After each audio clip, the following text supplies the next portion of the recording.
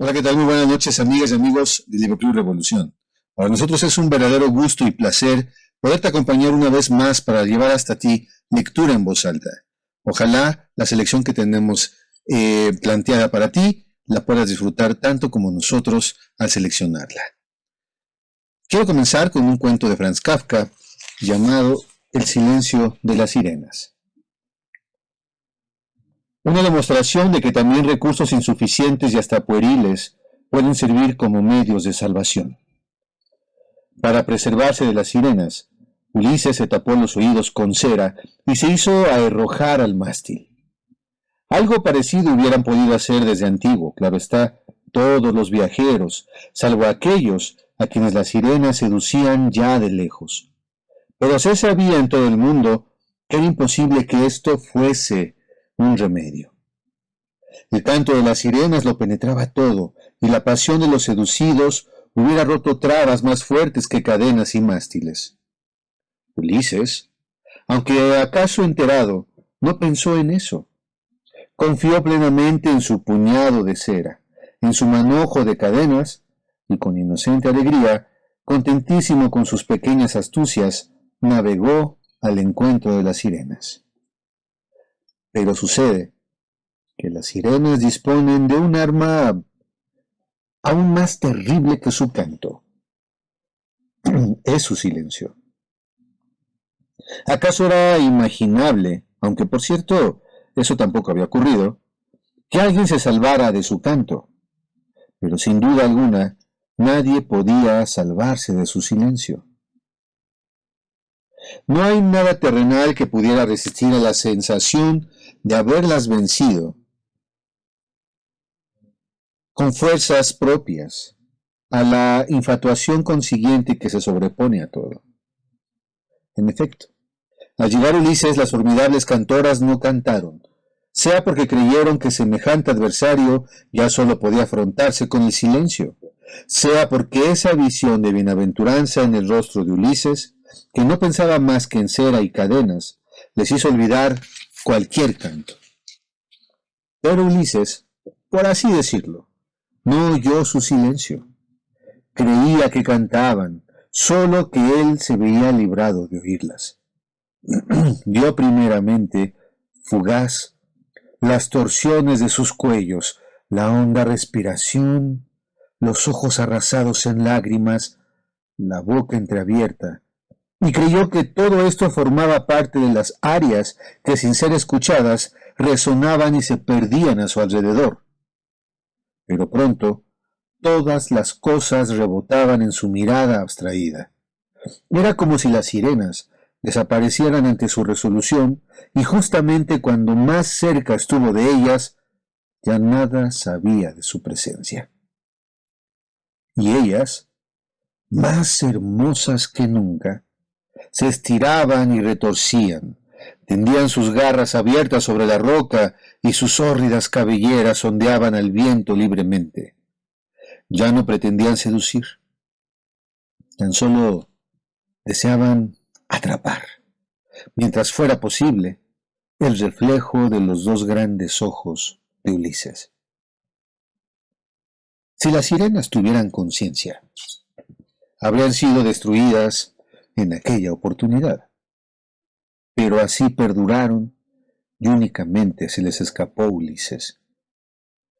Por lo demás, la tradición refiere también un epílogo al respecto.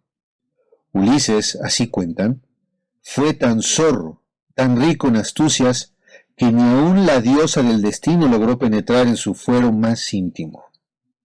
Quizá, aunque esto ya no pueda concebirlo la razón humana, advirtió realmente que las sirenas callaban, y solo por decirlo así a manera de escudo, les puso a ellas y a los dioses el referido simulacro. Ojalá lo hayas disfrutado y te dejo en compañía de mis amigas y de mi amigo que tendrán algo para ti muy especial esta noche. Hola, buenas noches. Bienvenidos al Libro Club Revolución. Yo soy Virginia Mares y hoy quiero compartir con ustedes un capítulo de este cuento corto que se titula Una rosa para Emilia y es de William Faulkner. Cuando murió la señorita Emilia Grierson, casi toda la ciudad asistió a su funeral. Los hombres, con esa especie de respetuosa devoción ante un monumento que desaparece. Las mujeres, en su mayoría animadas de un sentimiento de curiosidad, por ver por dentro la casa en la que nadie había entrado en los últimos 10 años, salvo un viejo sirviente, que hacía de cocinero y jardinero a la vez. La casa era una construcción cuadrada, pesada, que había sido blanca en otro tiempo, decorada con cúpulas, volutas, espirales y balcones en el pesado estilo del siglo XVII. Asentada en la calle principal de la ciudad en los tiempos en que se construyó, se había visto invadida más tarde por garajes y fábricas de algodón, que habían llegado incluso a borrar el recuerdo de los ilustres nombres del vecindario. Tan solo había quedado la casa de la señorita Emilia, levantando su permanente y coqueta decadencia sobre los vagones de algodón y bombas de gasolina, ofendiendo la vista, entre las demás cosas que también la ofendían. Y ahora, la señorita Emilia había ido a reunirse con los representantes de aquellos ilustres hombres que descansaban en el sombreado cementerio, entre las alineadas y anónimas tumbas de los soldados de la Unión que habían caído en la batalla de Jefferson. Mientras vivía, la señorita Emilia había sido para la ciudad una tradición, un deber, un cuidado, una especie de heredada tradición que databa del día en que el coronel Sartoris, el mayor, autor del edicto que ordenaba que ninguna mujer negra podría salir a la calle sin delantal, la eximió de sus impuestos. Dispensa que había comenzado cuando murió su padre y que más tarde fue otorgada a perpetuidad. Y no es que la señorita Emilia fuera capaz de aceptar una caridad, pero el coronel Sartoris inventó un cuento, diciendo que el padre de la señorita Emilia había hecho un préstamo en la ciudad, y que la ciudad se valía de este medio para pagar la deuda contraída. Solo un hombre de la generación y del modo de ser del coronel Sartoris hubiera sido capaz de inventar una excusa semejante, y solo una mujer como la señorita Emilia podría haber dado por buena esta historia. Cuando la siguiente generación, con ideas más modernas, maduró y llegó a ser directora de la ciudad, aquel arreglo tropezó con algunas dificultades. Al comenzar el año, enviaron a la señorita Emilia por correo el recibo de la contribución, pero no obtuvieron respuesta. Entonces, le escribieron citándola en el despacho del alguacil para un asunto que le interesaba. Una semana más tarde, el alcalde volvió a escribirle ofreciéndole ir a visitarla o enviarle su coche para que acudiera a la oficina con comodidad, y recibió en respuesta una nota en papel de corte pasado de moda y tinta empalidecida, escrita con una floreada caligrafía, comunicándole que no salía jamás de su casa. Así pues, la nota de la contribución fue archivada sin más comentarios. Convocaron entonces una junta de regidores y fue designada una delegación para que fuera a visitarla. Allá fueron, en efecto, y llamaron a la puerta, cuyo umbral nadie había traspasado desde que aquella había dejado de dar lecciones de pintura china, unos 8 o 10 años antes. Fueron recibidos por el viejo negro en un oscuro vestíbulo, del cual arrancaba una escalera que subía en dirección a unas sombras aún más densas. Olía allí a polvo y a cerrado, un olor pesado y húmedo. El vestíbulo estaba tapizado en cuero. Cuando el negro descorrió las cortinas de una ventana, vieron que el cuero estaba agrietado, y cuando se sentaron, se levantó una nubecilla de polvo en torno a sus muslos.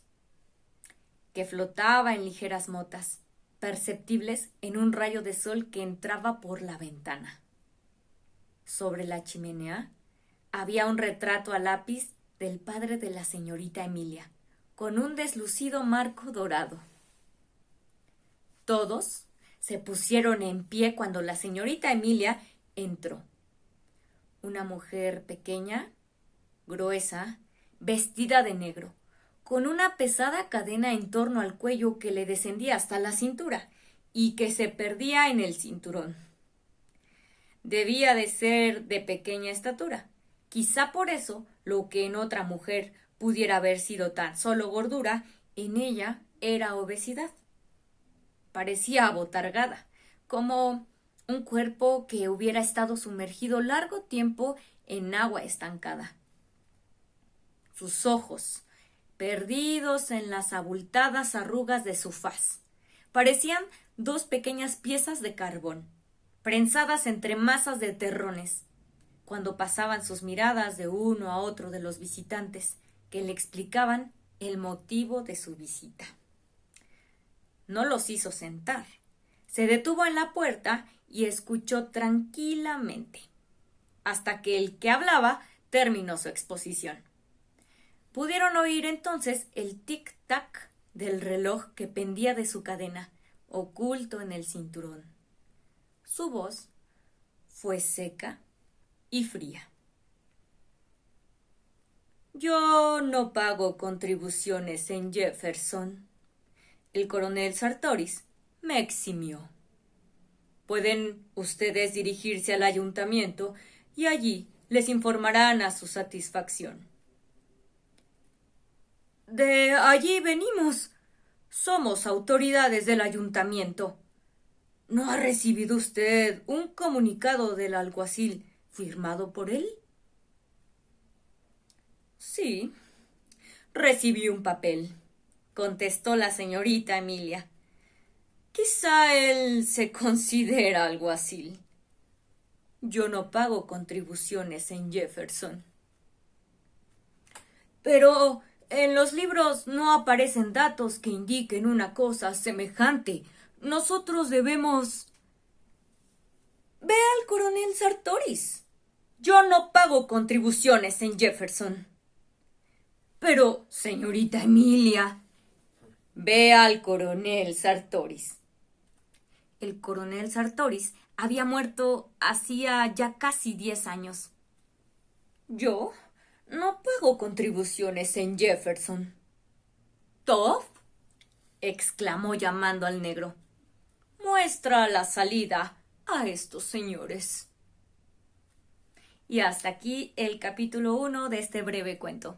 Continuamos en la próxima emisión de Libro Club. Hasta la próxima.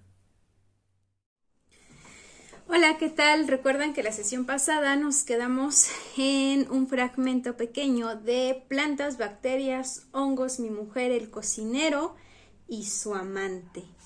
Bueno, pues ahora justo vamos a hablar sobre las plantas. En 1994 escuché en el Physiology Botanic. El Physiology Botanic es el nombre en sueco del Departamento de Fisiología Vegetal de la Universidad de Umeå. Umeå es una ciudad muy nórdica de Suecia que se encuentra entre interminables bosques de abedules y pinos donde además de renos y alces vive gente muy buena y muy amable. Entonces es ahí que de boca de un aprendiz de científico, cuyo nombre no recuerdo, se denomina plantas a esos organismos verdes que crecen en el subsuelo del edificio en esos cuartos especiales denominados cámaras de cultivo, a los que se accede por una gran puerta y en cuyo interior, cálido y húmedo, se encuentran un montón de macetas con unas cosas verdes llenas de hojas, creciendo bajo la luz de unas poderosas lámparas que se prenden y apagan simulando el día y la noche y donde unos calefactores controlan la temperatura y una fina llovizna intermitente mantiene la humedad del ambiente. Para este joven científico, esas cosas con tallos, hojas y raíces creciendo en macetas en esas cámaras eran plantas, a diferencia de unas sustancias verdes que se agitaban a gran velocidad en esos mismos cuartos y que se denominan cianobacterias. Para algunos biólogos o bioquímicos, las cianobacterias resultan muy parecidas a las plantas, aunque son en realidad parientes muy lejanos de ellas. Nuestros conocimientos básicos, vengan de donde vengan, nos dicen que las plantas son seres vivos que tienen algunas características propias y que son fácilmente distinguibles de otros seres vivos como los animales y los hongos y las bacterias. Pues bien, si uno quiere quedarse con el concepto de planta que le ha dado la vida y el sentido común, un tallo con hojas verdes, una raíz enterrada y eventualmente flores y frutos, es absolutamente correcto. No solo está en su derecho, sino que con dicho concepto también vamos a entender muy bien. Simplemente deseo agregar que estas plantas de las que hablamos son organismos que definen y componen uno de los 6 grandes reinos en los que se dividen o clasifica toda la diversidad de organismos vivos que habitan nuestro planeta, el reino Plantae. Planta en latín. ¿Y cómo están hechas las plantas? Para investigar cómo están hechas las plantas, lo que hacemos es mirarlas primero a ojo desnudo, con mucha atención y anteojos, en caso que corresponda, luego con lupa y finalmente con un microscopio. Pues bien, si miramos cualquier parte de una planta con ayuda de un microscopio óptico, podremos ver que están formadas por un montón de unidades repetidas que llamamos células. Estas células están rodeadas por una pared externa que hace las veces de tabiques o medianeras. Las sustancias básicas de estas paredes son fibras de celulosa, las mismas con las que se fabrica el papel donde está impreso este texto. Si nos ponemos un poco más precisos, podemos distinguir diferentes tipos de células que forman entonces diferentes tejidos. Asociando y combinando diferentes tejidos se forman los diferentes órganos de la planta: hojas, tallos, raíces y eventualmente flores y frutos. Si miramos las células con un microscopio más potente llamado microscopio electrónico, descubriremos que las células a su vez tienen varios compartimentos internos diferentes. ¿Se imaginan? Uno de ellos es el núcleo, donde se encuentra escondido el material genético que gobierna el funcionamiento de todo el resto. Quizás los compartimentos más característicos e importantes de las plantas son los que se llaman cloroplastos. Los cloroplastos son pequeños órganos de las células vegetales que contienen la clorofila, ese pigmento verde que da el color tan característico de las plantas y de las maestras enojadas, porque algunos alumnos no se callan, por decir de alguna manera. Entonces, en los cloroplastos, allí se capta la energía de la luz del sol y se transforma en energía útil para la planta, como veremos más adelante. Por ahora quiero que vean este dibujo donde está la raíz, el tallo, las hojas, las flores y algunos frutos. Por acá tenemos también un hongo y algunas bacterias.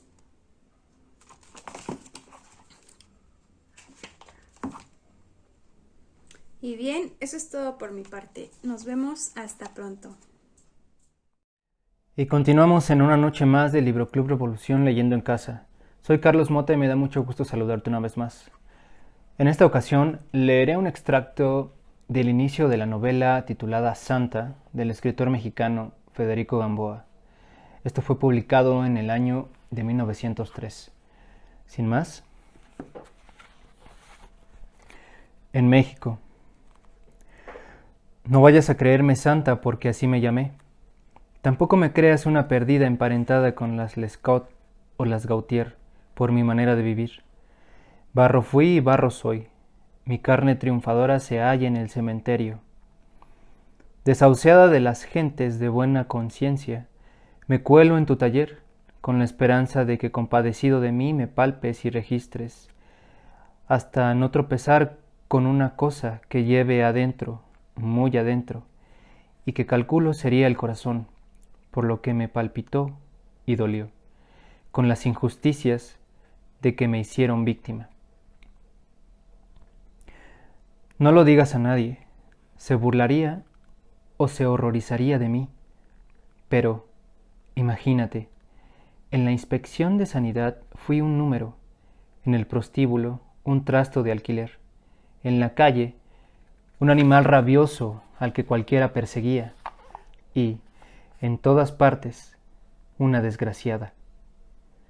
Cuando reí, me riñeron, cuando lloré, no creyeron en mis lágrimas, y cuando amé, las 2 únicas veces que amé, me aterrorizaron en la una y me vilipendiaron en la otra. Cuando cansada de padecer, me rebelé, me encarcelaron. Cuando enfermé, no se dolieron de mí, y ni en la muerte hallé descanso. Unos señores médicos despedazaron mi cuerpo sin aliviarlo, mi pobre cuerpo magullado y marchito por la concupiscencia bestial de toda una metrópoli viciosa. Acógeme tú y resucítame. ¿Qué te cuesta? ¿No has acogido tanto barro y en él infundido no has alcanzado que lo aplaudan y lo admiren? Cuentan que los artistas son compasivos y buenos. Mi espíritu está tan necesitado de una limosna de cariño. ¿Me quedo en tu taller?